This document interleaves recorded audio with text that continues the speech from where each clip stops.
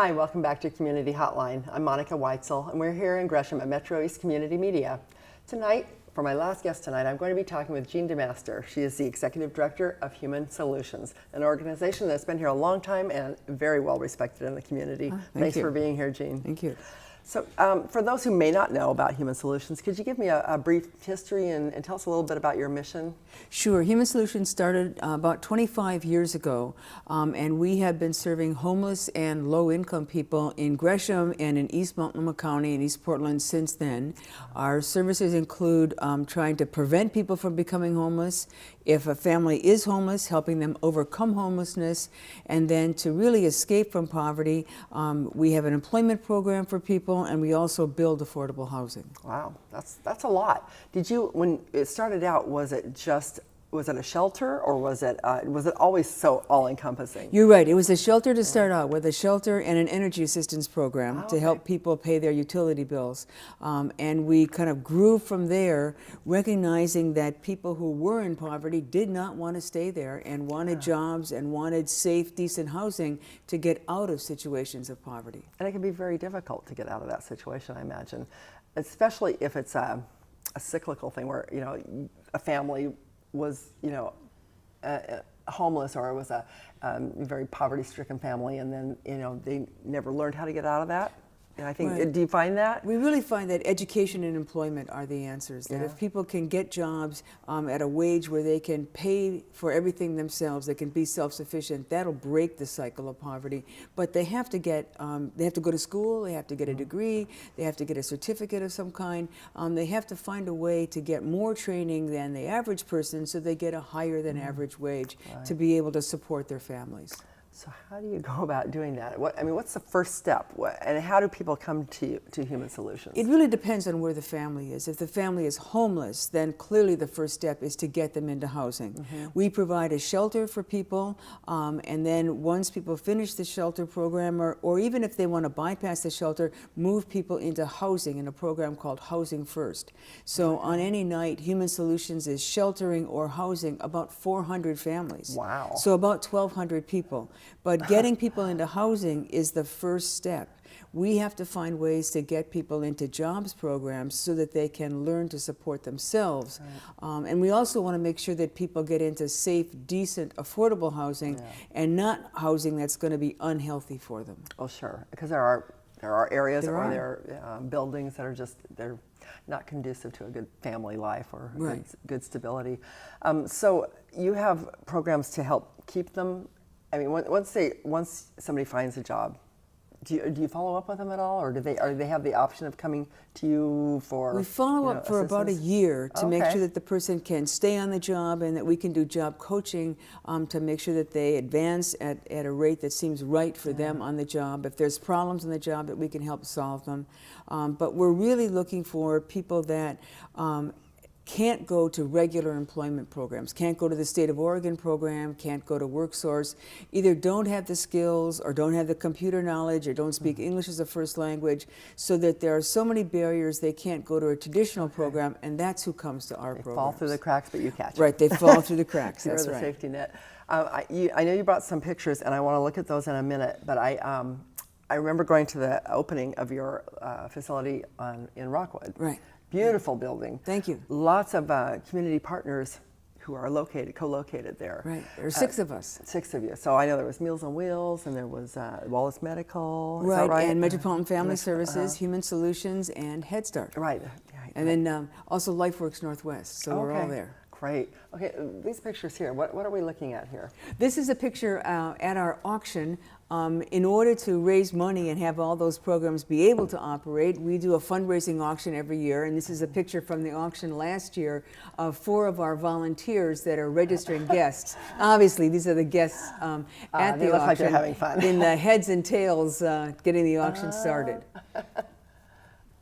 So people are bidding on various auction items. We try and have auction items that people really want so that they're getting something that they want and they're also making a contribution to Human Solutions.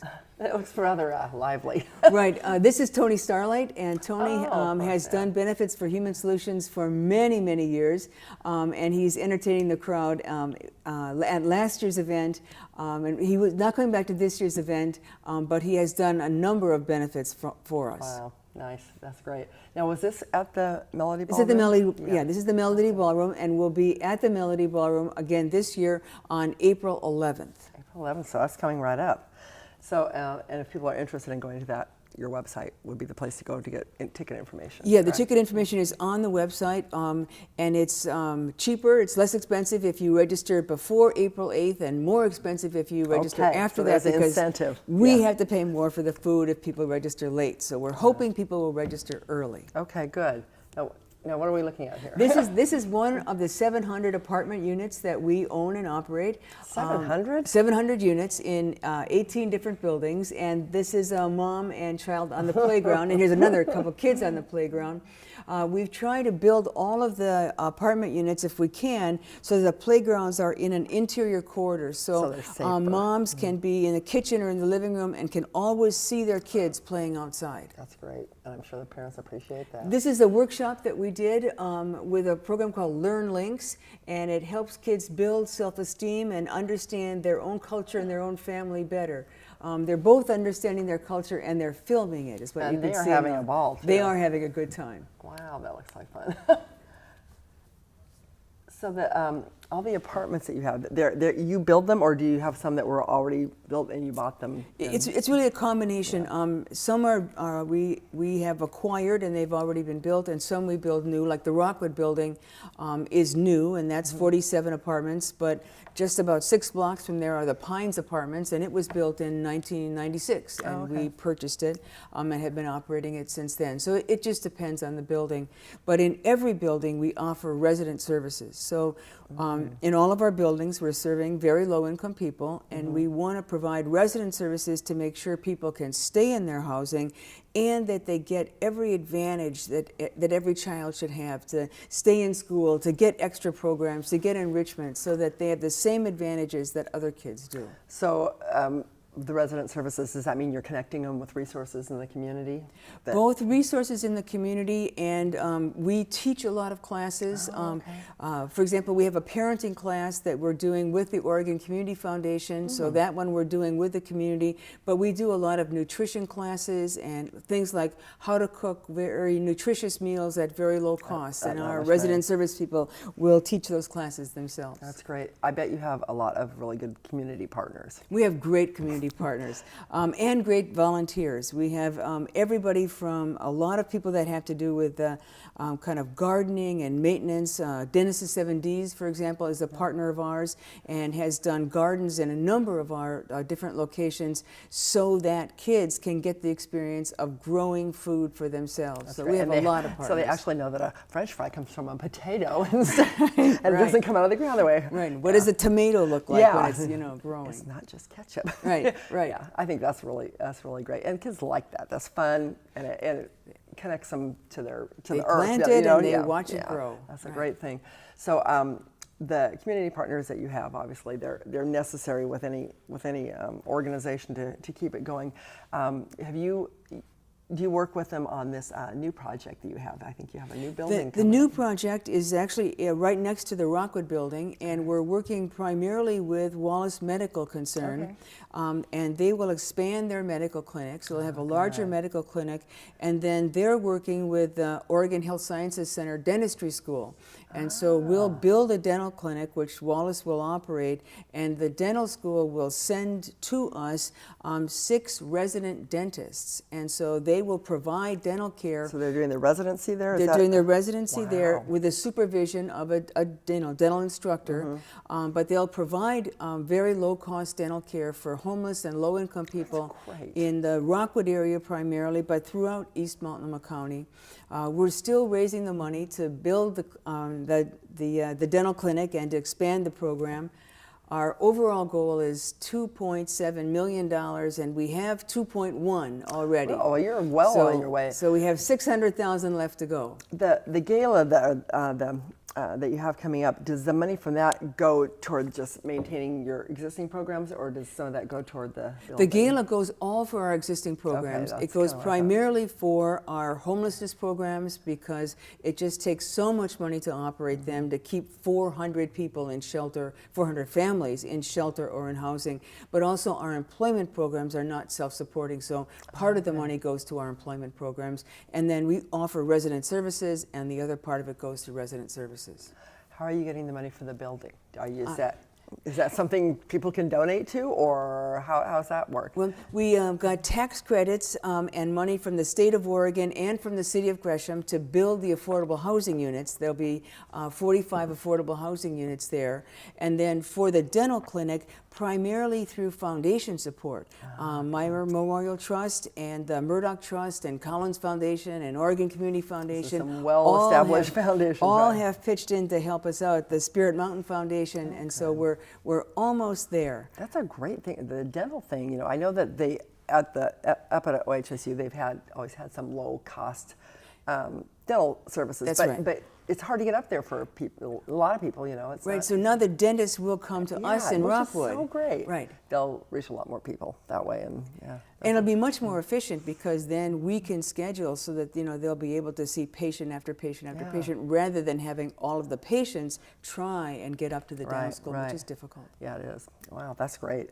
So tell me, what else can they expect at this auction that's coming up on April 11th? So you said Tony Starlight will be there again? No, there'll be a different band. This time it's a jazz band, and the band plays during the silent auction, and then plays again after dinner in case people want to dance or just want to listen to music.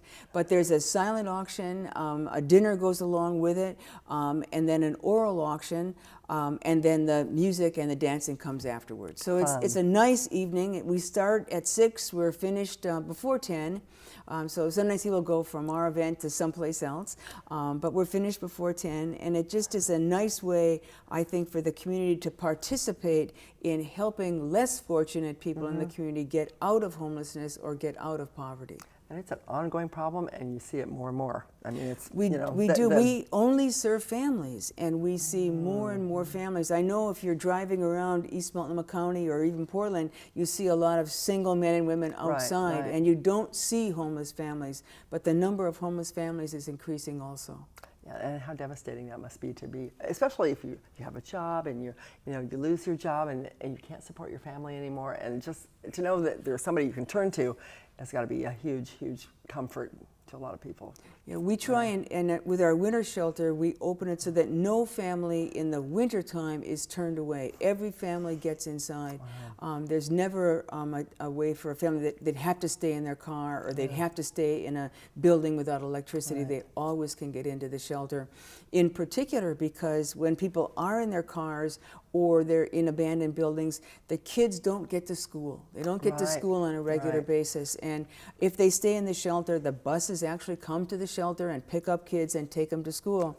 Because I think that breaking the cycle of poverty has to do with keeping kids in school and supporting their staying even with their peers, and they have to get there.